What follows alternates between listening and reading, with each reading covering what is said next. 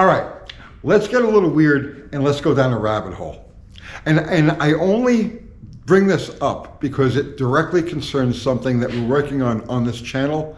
And the overall situation was so profound, I got to share it with you guys. I got to throw it out there. Now, this sort of thing does happen to me all the time, and I don't bring it up. I don't talk about it because one of the things is if you talk about this sort of stuff, it's almost like you short circuit it. You keep it from happening. So you just kind of keep it to yourself, know that it's going to work, and then move forward. So there's a statement, okay? There's no such thing as coincidences. Now, I spent my whole life, that's ridiculous. Of course there are coincidences. There are synchronicities and happenstance events that happen all the time. It's just part of life. But no experience has taught me time and time again that you actually do have some influence over the way things work. Now, this is stuff that you can't quantify. There's no like direct formula. There's no way you can't measure it. You can't, right? So it's like as a mechanic, you got to step away and reject it, right?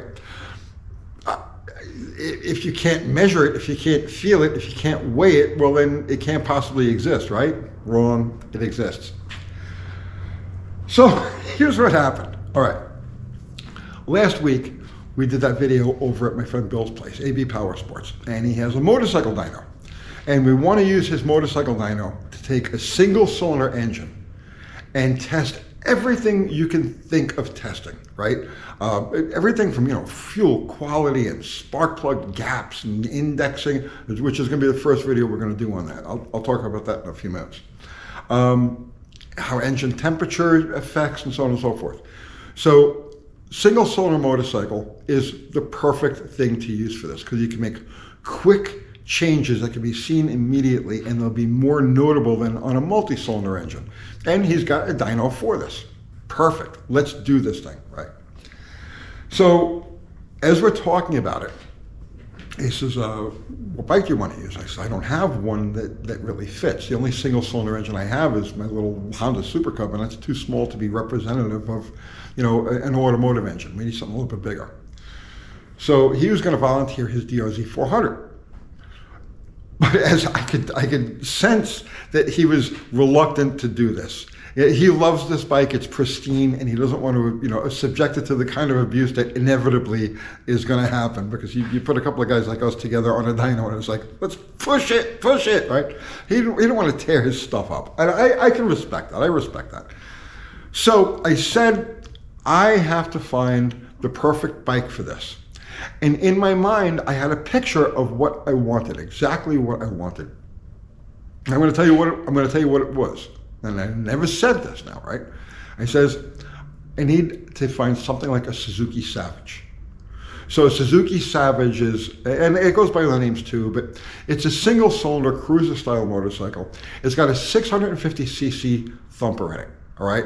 Single cylinder, which is 40 cubic inches. So it's the same as working with 1/8 of a 320 cubic inch engine. That's what I need. And that particular one, because I've been around them, and so I know how open and how easy they are to work with. So, making fuel changes and so on and so forth, very easy to get at the carburetor, very easy to access everything. So a Suzuki Savage, something like a Suzuki Savage would be perfect. Or a Buell Blast, that was another one that I had thought about. And I actually had one at one point, but besides the point. In my mind, I'm saying I got to find a bike, and probably the perfect bike would be like a Suzuki Savage. So this is Wednesday, right? So Wednesday night, I make a post on a local motorcycle group, a Facebook group. And I said, I'm looking for a single cylinder motorcycle, 400cc or better. No title, no problem. Crashed, no problem. It just has to be intact and runnable. All right? So I threw that out there to the universe. I go to sleep. Now, next morning I wake up and there's a couple of responses, but nothing that really fits, my vision, what I'm looking for. Okay, I don't think anything of it. And I come here to the shop and I start working on the Belvedere, which I got to pull the transmission out of it. I screwed up when I put the transmission together. Thank you, John Cope. I screwed up when I put the transmission together. I got to pull it back out and fix something. but that's another video. So I'm working on this thing, right? And I get a text from my friend Malachi, right? And he says, I'm on my way to your shop. I says, why? So he says, I'm bringing your motorcycle. I says, okay. So I go back to working on the car. 20 minutes later, he pulls up. He says, I got the bike for your dyno tests. So he shows up with this on his trailer.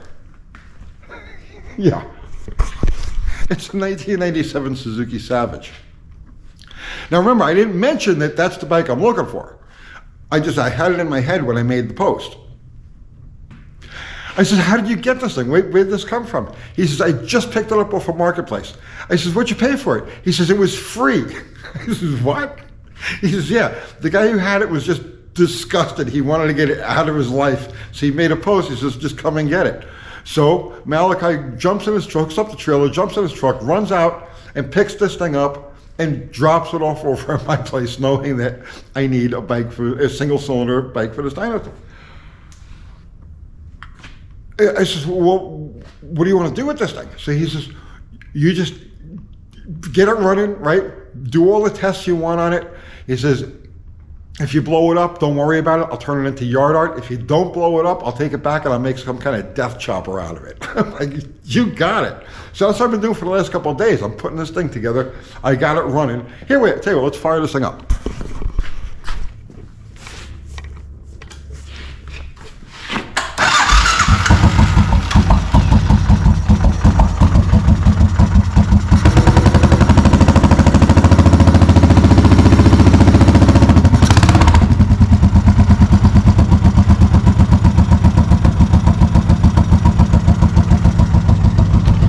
Not bad, right?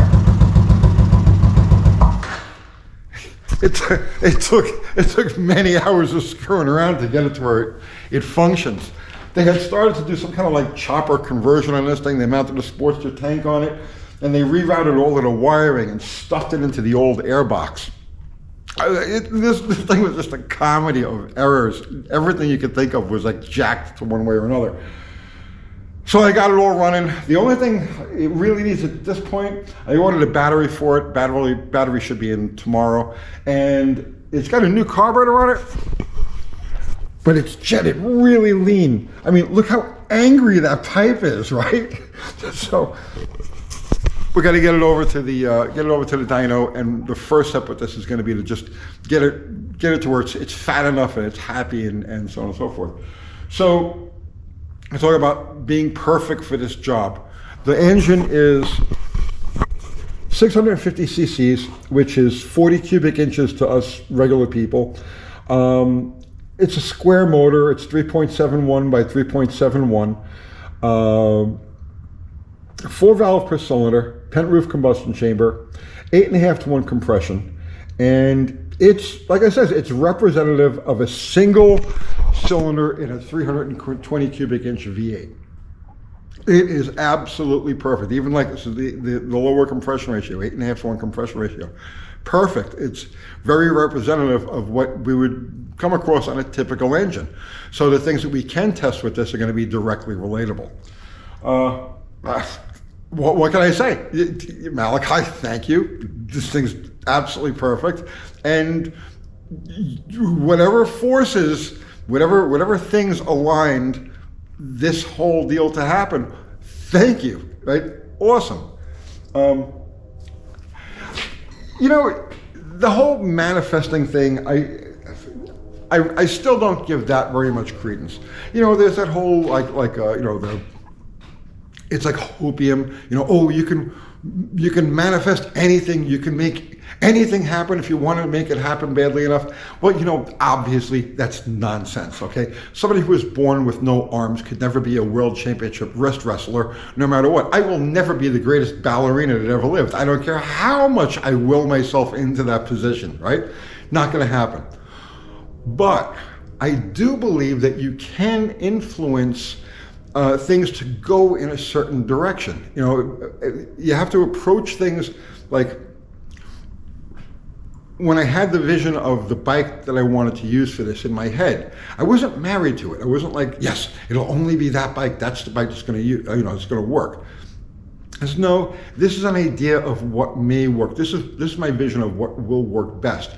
And then I put it aside, and now I'm just open to whatever comes my way. What ends up coming my way?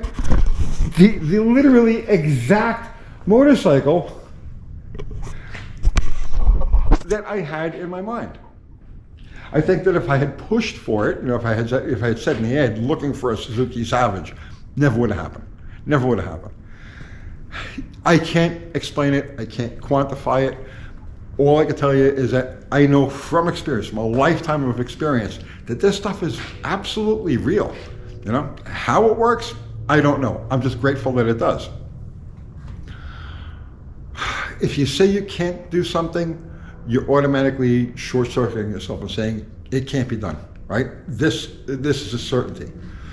I approach everything from an attitude that I can do this. I don't know how I can do this, but I know that I can do this, and I set it out there with a positive outlook, positive intention, positive outlook, and I'm accepting of the fact that there may be some learning experiences which can be read as failure between when you set that intention and when you actually get to the end result. You have to be open to failure, and you also have to be open to that the end result may not actually be what you had in mind to begin with, but it'll satisfy that place, if that makes any sense. I know it doesn't make sense. It's something that's clear in my head, but it's hard to really convey. But I'm telling you, as sure as we're standing here right now, sure as that thing is sitting in the shop and on its way to the dyno, there are forces at work out there, guys. Can't explain them, but I'm glad they're there. All right, I'm gonna get this thing over to the dyno.